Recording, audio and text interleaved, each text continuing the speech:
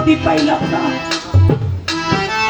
বলে ভাই বাড়িতে এত মানুষ, তুমি আগাইতে আসলাম, বোন আসলো, ছোট ভাই সবাই আসলো, ভাবি আসলো, কিন্তু যে মা আমার কাছে কিচ্ছু চাইলো না, শুধু সামনে থেকে আমার একটু দেখতে চাইলো, আমার মুখে মা বলে একটা ডাক শুনতে চাইলো, মা কই? কয় ছোট রে, আজকে সকাল বেলায় ফজরের আজানের পর পর আমাদের মা আমাদের ফাঁকি দিয়েছিল, বিদায় নিয়ে চলে গেছে। বলে কি বলিস? আমাদের মা আমাদের ফাঁকি দিয়েছিল, বিদায় নিয়ে চলে গেছে। বলে হ্যাঁ রে ভাই, ওই যে মা কোনো কিছু চাইলো না, খালি আমার একটু দেখতে চাইলো, সেই মা আমারে ফাঁকি দিয়ে চলে গেল। কতজন আর সেই জন্ম দুঃখী হারিয়ে ফেলেছে। এখন গভীর রাত, দরজার কাছে যার মা বেঁচে আছে, একবার মা কই একটা ডাক দিবেন। আপনার স্ত্রী আপনার মা যদি পাশাপাশি রুমে ঘুমায়, দেখবেন আপনার স্ত্রী অলসতা করে উঠবে না, কিন্তু আপনার মা কইয়া ডাক দিলে মা আর শুয়ে থাকতে পারে না।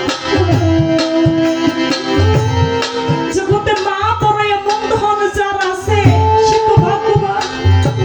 যে হারিয়ে ফেলেছে তার মতো এতিম আর নাই। তখন ওই ছেলেটা বলে, ওরে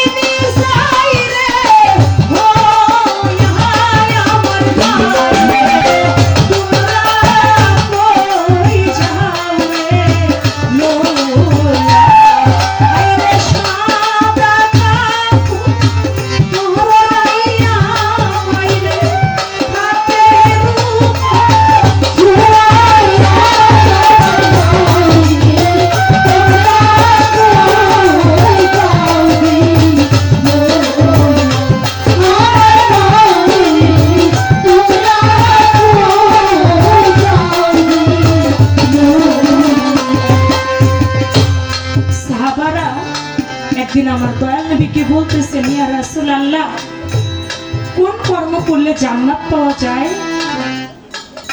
আমার দয়াল নবী বলতেছে, সাহাবারে, জগতে যদি তোমার বাবা এবং মা বেঁচে থাকে তাহলে একটা কাজ করো, তোমার বাবা মায়ের বৃদ্ধা আঙ্গুলের মধ্যে যদি চুম্বন করো তাহলে তোমার জান্নাতের দরজার মধ্যে চুম্বন করা হয়ে যাবে।